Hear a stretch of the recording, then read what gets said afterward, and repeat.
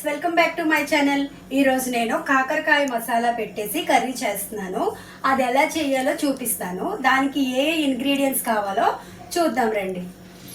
Masala curry కోసము కావాల్సిన ingredients అన్నీ ఇగోండి. పచ్చిమిర్చి, ఇవి చాలా చిన్న ముక్కలు కోసుకోవాలి. నెక్స్ట్ ఆనియన్స్, ఇవి కూడా చాలా చిన్నవి, చాలా చిన్నవి కట్ చేసుకోవాలి ఇవి కూడా. ఇంకా అల్లం వెల్లుల్లి పేస్ట్ చేసేసుకొని ఉంచుకోవాలి. Next amchur powder. ఒకవేళ ఆమ్చూర్ పౌడర్ మీ దగ్గర లేకపోతే పచ్చి మామిడికాయ ఉంటుంది కదా, ఆ మామిడికాయ అయినా పర్లేదు. అది కూడా లేకపోతే నిమ్మకాయ అయినా పర్లేదు. అంటే పులుపు వచ్చింది, చింతపండు టమాటా వదిలేసి పులుపు వచ్చింది మామిడికాయ అయినా నిమ్మకాయ అయినా పర్లేదు. ఇగో ఆమ్చూర్ పౌడర్ రెడీమేడ్ దొరుకుతుంది కదా, అది తీసుకున్నా పర్లేదు. ఇంకా సాల్ట్, ఇంకా కారం. ఇగోండి, ఈ కాకరకాయలు తీసుకున్నాం కదండి, ఇవేంటంటే ఈ మీద గరుకు ఉన్నది కదా, ఈ గరుకు అంతా తీసేయాలి. గరుకు మరీ ఎక్కువ తీయక్కర్లేదు, కొంచెం గరుకు పోయినట్లుగా తీసేసుకొని మధ్యకి చిన్న గంటు పెట్టాలి. చూపిస్తాను చూడండి. ముందుకు కట్ చేసుకొని వెనక్కి ఇలా ఉంటుంది కదా, అది అయితే ఉంచేసుకున్న ప్రాబ్లం లేదు. ఇది ఉంది కదా ఇలా కాడలాగా, ఈ కాడ ఉంచేయచ్చు. ఇలాగా గరుకునెస్ ఉన్నదంతా ఇదంతా తీసేయాలి. మొత్తము ఇదంతా గరుకు తీసిన తర్వాత చూడండి, ఇలా సాఫ్ట్గా మనం ప్లెయిన్గా చేసేసుకోవాలి. గరుకంతా తీసిన తర్వాత మనము మధ్యకి ఇలాగా గంటు పెట్టుకోవాలి. ఇలా మధ్యకి గంటు పెట్టుకొని పిక్కలు ఉంటాయి కదా, ఈ పిక్కలన్నీ తీసేయాలి. ఒకవేళ లేత పిక్కలు అయితే పర్లేదు, యూస్ చేసుకుంటాము. అదే కొంచెము ముదురుగా అనుకోండి పిక్కలు, అవి తీసేసుకోవాలి. గుజ్జంతా నేనైతే రిమూవ్ చేస్తాను. చూడండి, నేనైతే ఈ కాకరకాయలన్నీ మీద స్కిన్ అంతా తీసేసాను కదా, గరుకునెస్ ఉన్నదంతా. ఇంకో సో తీసినది మొత్తము ఈ గరుకునెస్ కూడా మనం ఉంచుకోవాలి. లేతగా ఉన్నది ఉంచుకోవాలి. ముదిరిపోయిన పిక్కలు అయితే మాత్రం తీసేయాలి. సో రిమూవ్ చేసింది అయితే ఇదంతా.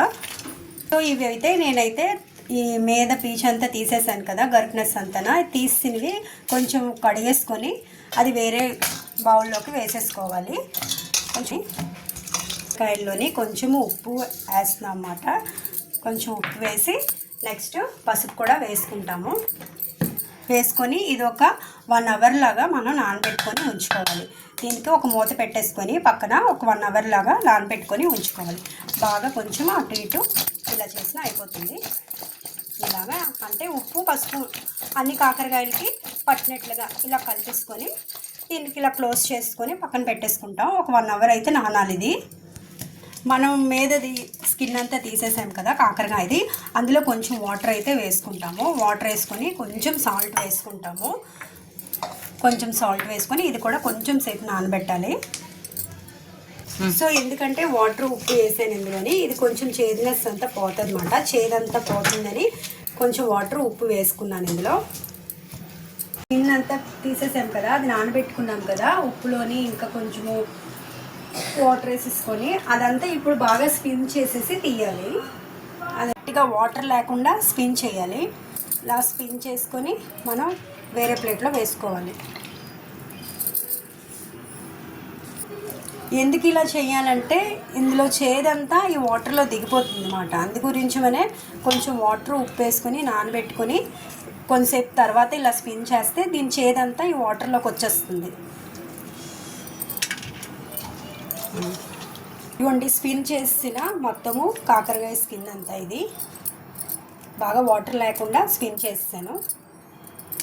చేసుకొని ప్యాన్ వేసుకొని ఇదైతే ఆవాల నూనె, మస్టర్డ్ ఆయిల్. ఇది చూడండి, ఆయిల్ అయితే హీట్ అయ్యింది కదా. ఇప్పుడు ఈ కాకరకాయలన్నీ మనం ఇందులో వేసేసుకొని ఫ్రై చేసుకోవాలి. కొంచెం అన్ని కాకరకాయలు ఒకసారి వేసేయచ్చు, ఎందుకంటే మీద స్కిన్ తీస్తాం కాబట్టి ఇది కొంచెం మెత్తగా అయిపోతాయి. అన్నీ ఒకేసారి వేసేస్తున్నాము. ఇలా 4 పక్కల ఒకసారి కలిపేసి కొంచెం ఫ్రై అయితే తీసేయాలి. ఇప్పుడు మనం ఒక మూత అయితే పెట్టేసుకొని క్లోజ్ చేసుకుందాం.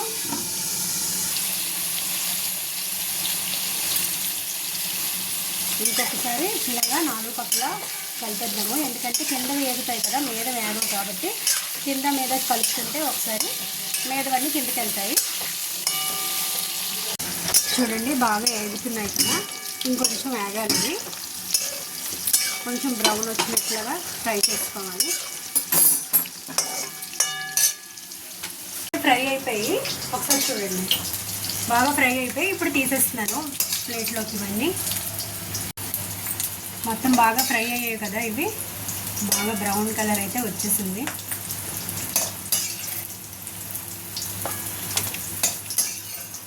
ఆయిల్ ఉంది కదా, ఈ ఆయిల్లోనే మనం ఇప్పుడు ఇదేమో సోప్ అంటాం కదా, సోపు ఇంకా జీలకర్ర ఈ రెండు కొంచెం వేస్తున్నాను. కూడా వేసేసుకుంటున్నాను. కట్ చేసి తీసుకున్నాం కదా ఉల్లిపాయలు, ఇంకా పచ్చిమిర్చి ఒకసారి ఇలాగా కలిపేసుకుందాం. ఇది కొంచెం ఫ్రై అయినట్లుగా వరకు కొంచెం ఫ్రై చేద్దాం. ఇప్పుడు కాకరకాయది స్కిన్ అంతా తీస్తాం కదా, అది ఇందులో వేసేసుకుంటాం. కొంచెం ఇది దీంతో పాటుగా ఫ్రై చేయాలి.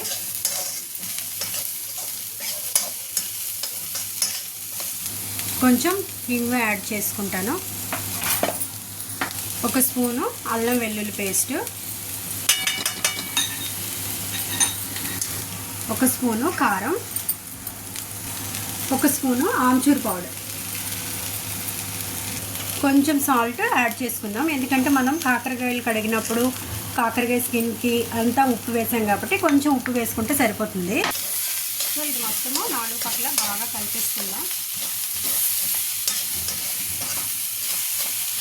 చూసారా, ఇదైతే బాగా ఫ్రై అయిపోయింది. ఇప్పుడు మనం ఇదంతా ఒక ప్లేట్లోకి తీసేసుకోవాలి. ఇదిగోండి ఫ్రై అయింది మసాలా అంతా ఒక ప్లేట్లోకి అయితే తీసేసుకున్నాను. చూడండి, ఫ్రై అయిపోయిన కాకరకాయలు ఇంకా ఈ మసాలా ఫ్రై చేసుకున్నాం కదా, అది ఇప్పుడు మధ్యకి మనం గంటు పెట్టుకున్నాం కదా, ఇలా కట్ చేసుకున్నాం కదా, దీంట్లో ఫ్రై చేసాం కదా ఆ ముద్దతోటి ఇందులో స్టఫ్ చేసుకోవాలి.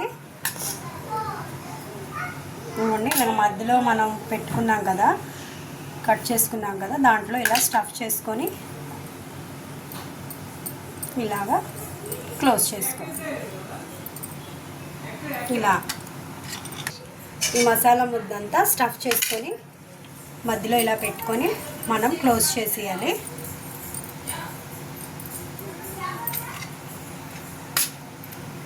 స్టఫ్ చేసుకున్నాను కదా ఇవన్నీ కాకరకాయలోని మసాలా ముద్దంతా. చూడండి, ఫైనల్గా అయితే కాకరకాయ మసాలా కూర అయితే రెడీ అయిపోయింది. ఇది ఇలాగా దీని పరంగా తింటే చాలా టేస్ట్, నోట్లో అయితే వాటర్ అయితే వచ్చేస్తుంది నాకు. చాలా బాగుంటుంది, మీరు కూడా ట్రై చేయండి. కాకరకాయ హెల్త్కి కూడా మంచిది, కొంచెం చేదు ఉంటుంది కాబట్టి మన హెల్త్కి కూడా మంచిది. కాకరకాయ మసాలా కర్రీ ఎలా చేయాలో చూసారు కదా, మీరు కూడా ఒకసారి ట్రై చేయండి.